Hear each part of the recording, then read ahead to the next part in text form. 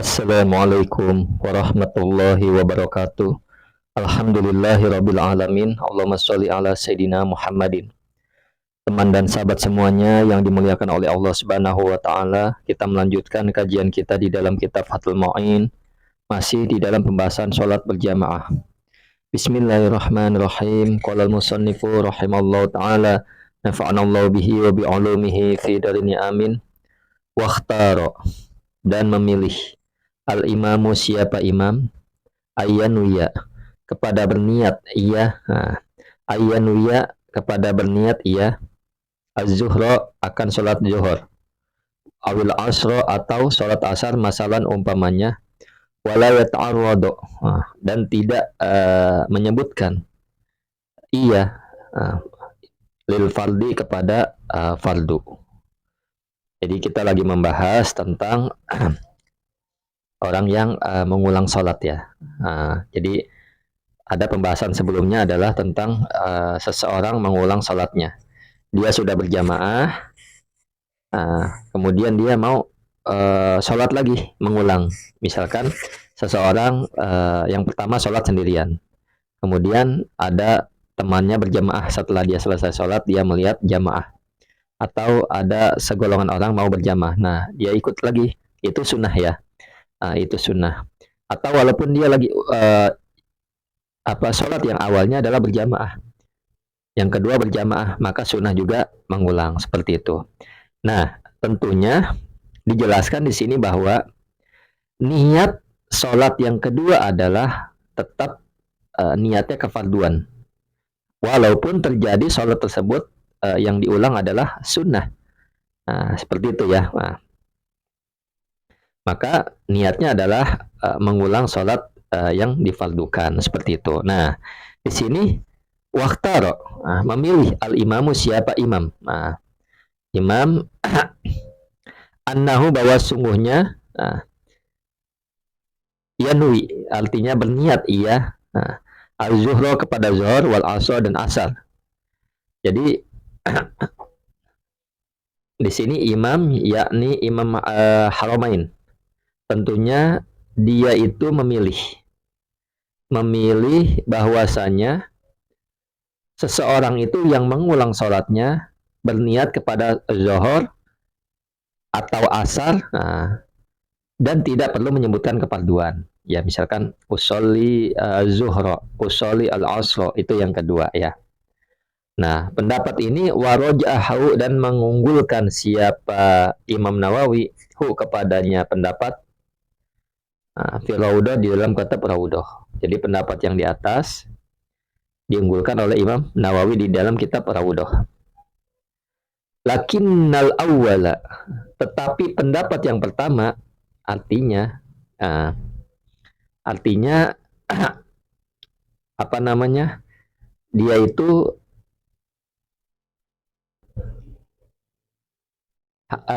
walaupun sholat sunnah harus berniat kepada mengulang sholat yang difardukan, seperti itu ya. Jadi yang awal adalah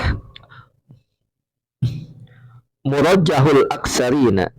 Yang awal adalah pendapat yang pertama adalah murajjahul aksarina, ialah diunggulkan mayoritas para ulama, seperti itu ya. Kemudian wal fardu, dan adapun niat fardu al-ula, ialah yang pertama. Jadi yang pertama ya jelas niat fardu. Yang kedua, walaupun sholatnya sunnah, tapi niatnya juga fardu. Jadi yang dihukumi sebagai sholat fardu adalah sholat yang pertama, maksudnya seperti itu. Yang kedua adalah sunnah, tapi niatnya tetap dia sholat mengulang sholat yang difardukan, seperti itu ya. Kemudian walau bana, jika nyata, fasadul ula, apa rusaknya sholat yang pertama, lam tudazihu, maka tidak mencukupi, maka tidak mencukupi kepada orang as-saniyatu, sholat yang kedua. Jadi misalkan gini, jika ternyata sholat yang pertama tidak sah, maka sholat yang kedua tidak mencukupi sebagai sholat fardunya. Ya, ini ketika seseorang itu niatnya mengulang sholat, apa namanya? Jadi gini, sholat yang kedua adalah kan sholat sunnah, artinya dia sunnah saja mengerjakannya. Nah, sunnah di sini tidak akan pernah dapat menggantikan yang fardu. Nah, seperti itu ya. Tetapi kalau dia niat ingin mengulang sholat yang awal, mengulangnya bukan niat kesunahan, maka ini mencukupi. Tetapi kalau dia melakukan sholat yang kedua, niatnya sunnah, walaupun apa namanya sholatnya sunnah, tetapi walaupun niatnya fardu, maka yang kedua ini tidak akan mencukupi sholat yang pertama. Seperti itu ya. Ini tergantung niat saja, tergantung niat seseorang. Dia tahu sholat dia rusak yang awal, maka jangan jangan melaksanakan kesunahan. Jadi sholat yang kedua kan sunnah ya, mengulang sholat itu sunnah. Maka jangan dia berniat mengulang sholat. Dia berniat ya melakukan yang fardu seperti itu. Yang sholat di awalnya tidak memenuhi syarat, artinya perusak seperti itu. Kemudian alama atas keterangan i'tamadahu yang membuat pegangan atau pedoman kepadanya An-Nawawi, siapa Imam Nawawi, wa Syaihuna, dan guru kami yaitu Ibnu Hajar Al-Haytami. Jadi berdasarkan pendapat yang dijadikan pegangan oleh Imam Nawawi dan Imam Ibnu Hajar Al-Haytami. Nah, jadi gitu ya. Jadi sholat yang kedua kata Imam Nawawi dan Ibnu Hajar Al-Haytami dan mereka itu berpendapat atau berpegangan pada pendapat di atas. Artinya sholat yang kedua tidak mencukupi untuk menutupi rusaknya sholat yang pertama. Nah, khilafan, hal dalam keadaan berbeda, 5 bagi pendapat. Qalahu yang mengatakan pada syaihuhu, siapa gurunya Ibnu Hajar Al-Haytami maksudnya. Nah, siapa itu? Zakaria, Imam Zakaria Al-Ansari taba'an, karena mengikuti Lil Ghazali kepada Imam Ghazali, Wabnil Imad, dan Imam Ibnul Imad. Maksudnya adalah idanawa, apabila berniat siapa orang bisa niati dengan sholat yang kedua al-fardo, kepada kefarduan. Nah, ini dia. Jadi ini perbedaan ulama ya. Berbeda dengan pendapat yang diutarakan oleh Imam Zakaria Al-Ansari. Karena beliau mengikuti Imam Al-Ghazali dan Syekh Ibnu Imad, bahwa sholat yang kedua sebagai pelaksanaan sholat fardu. Jika sholat yang pertama tidak sah dengan syarat berniat fardu pada saat sholat yang kedua.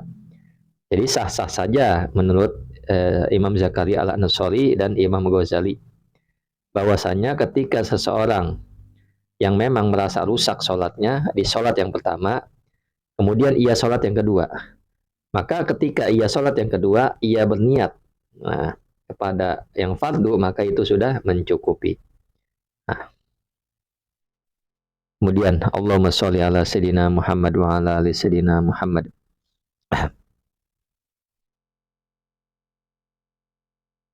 Wahia, adapun sholat berjamaah, bijama'in, dengan kelompok. Nah, ini hal yang berbeda lagi ya. Wahia, adapun sholat berjamaah bijam'in, dengan kelompok, kasirin yang banyak apa kelompok, abdolu ialah lebih utama, minha dari jamaah, fi jam'in di dalam berjamaah atau di dalam kelompok, qalilin yang sedikit apa kelompok. Jadi sholat berjamaah dengan jamaah yang banyak adalah lebih utama daripada sholat berjamaah dengan jamaah yang sedikit. Maksudnya seperti itu. Lil khabari, karena ada hadis sahih. Lil khabari sahihi, karena ada hadis sahih. Nah, wama, dan adapun sesuatu karena yang ada apa mak. Nah, aksaro ialah lebih banyak, bahwa maka adapun ialah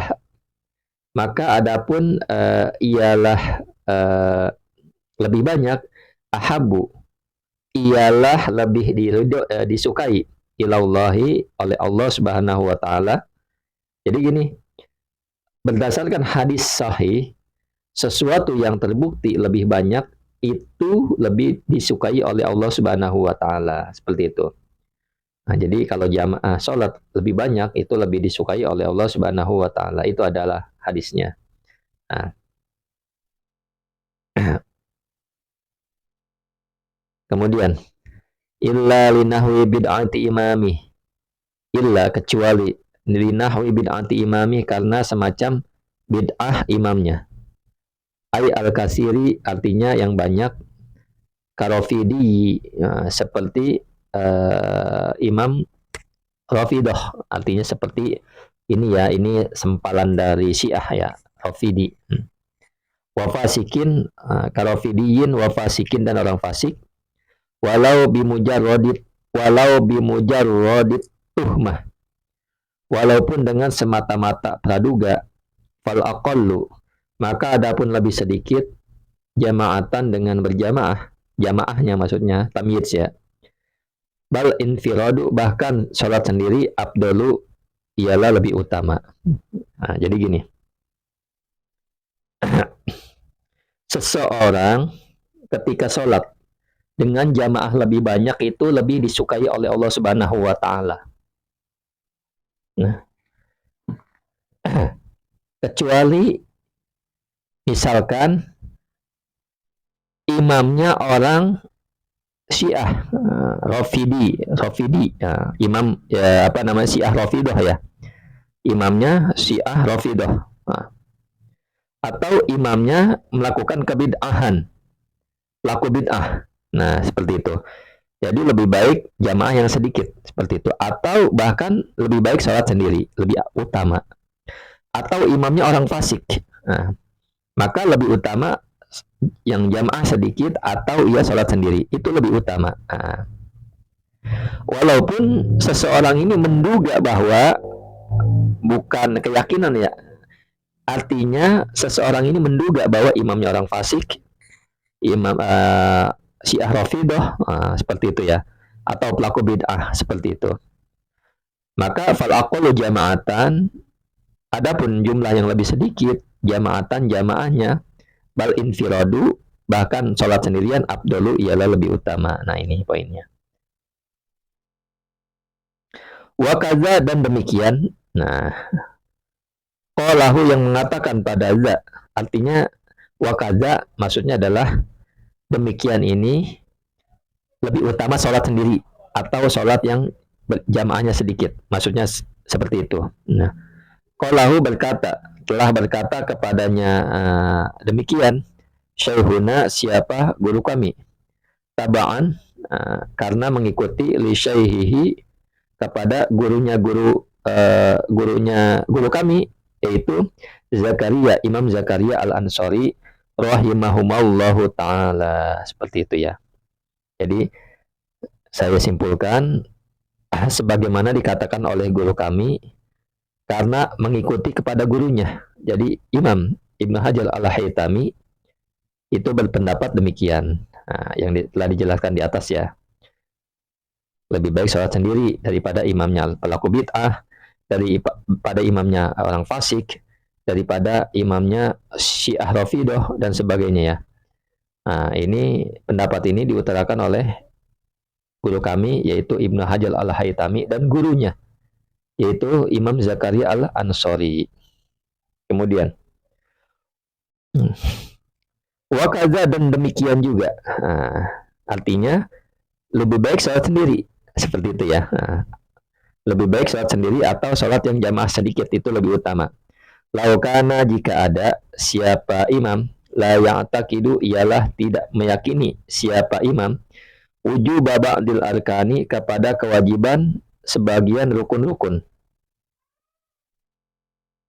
wasyuruti, dan syarat-syarat, wa in ata, sekalipun melakukan siapa imam biha dengan rukun dan syarat. Nah, kalau ada imam,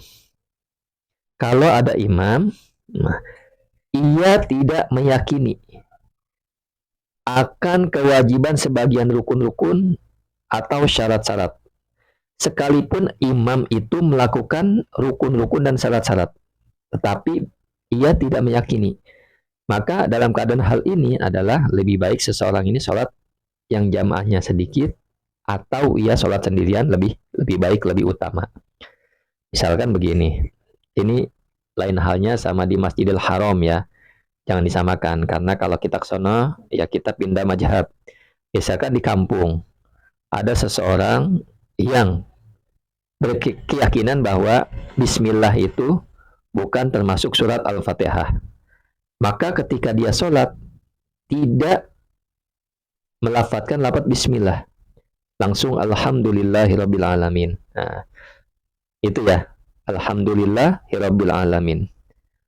Maka dalam keadaan seperti ini kita itu lebih baik sholat sendirian. Nah, lebih baik sholat sendirian. Karena apa? Karena kita tidak boleh mengikuti imam yang mana imam itu berkeyakinan, tidak berkeyakinan maksudnya pada wajibnya sebagian rukun-rukun dan syarat-syarat. Sekalipun imam melakukannya. Nah, seperti itu ya. Mudah-mudahan dapat dipahami.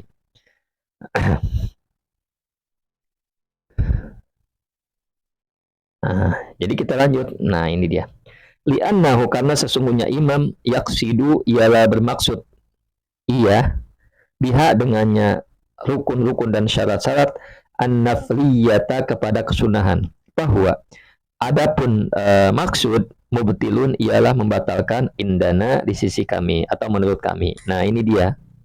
Karena walaupun imam itu melakukan, ya kan? Imam itu melakukan. Nah, misalkan imam itu bermadzhab Hanafi. Nah, dia kan kalau madzhab Hanafi wudunya itu ya tidak niat tidak apa-apa. Nah, tidak niat tidak apa-apa gitu. Artinya niat itu bukan bagian dari rukun. Kalau madzhab Syafi'i kan niat itu bagian dari rukun. Nah, walaupun dia melakukan niat, ya, walaupun dia melakukan niat, maka dia melakukan niat itu beranggapan atau bermaksud pada kesunahan, bukan pada kefarduan.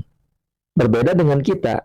Kita itu melakukan niat dengan kefarduan, dengan rukun ya. Maka hal ini adalah membatalkan sholat, seperti itu ya. Nah, artinya kalau kita seseorang misalkan, kita bermadzhab Syafi'i, melakukan niat karena bermaksud pada kesunahan, nah di sisi kami atau di lingkungan madzhab Syafi'i bahwa hal itu membatalkan sholat, seperti itu. Nah, jadi lebih baik sholat sendiri atau sholat yang memang jamaahnya sedikit. Lebih utama ketimbang kita mengikuti imam yang tidak berkeyakinan pada wajibnya sebagian rukun-rukun dan syarat-syarat walaupun ia melakukan hal tersebut. Kenapa ya? Karena ia bermaksud melakukan itu, rukun-rukun dan syarat-syarat bermaksud pada kesunahan saja. Nah, maka hal seperti itu adalah membatalkan sholat di sisi kami. Artinya di dalam mazhab Syafi'i. Nah, syukran ala ihtimamikum. Assalamualaikum warahmatullahi wabarakatuh.